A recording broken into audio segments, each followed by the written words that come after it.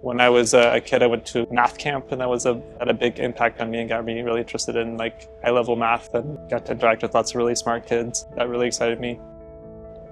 My name is William East. I do strong gravity, and we're here at the Perimeter Institute. I was born in Chicago, and I grew up in North Carolina. That's where my family's from. Perimeter is what brought me to Canada. I was really excited about the research that was going on here and all the opportunities and exciting people.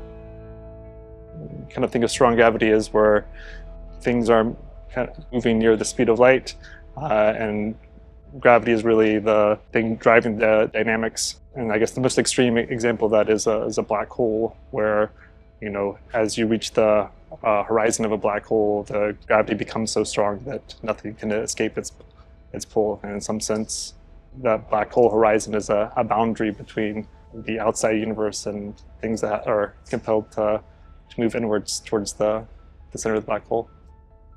Since the beginning of my PhD, I've been working on trying to understand mergers of black holes and neutron stars and what their dynamics look like and what kind of gravitational wave signals they produce. So yeah, that's always been an aspect of my research.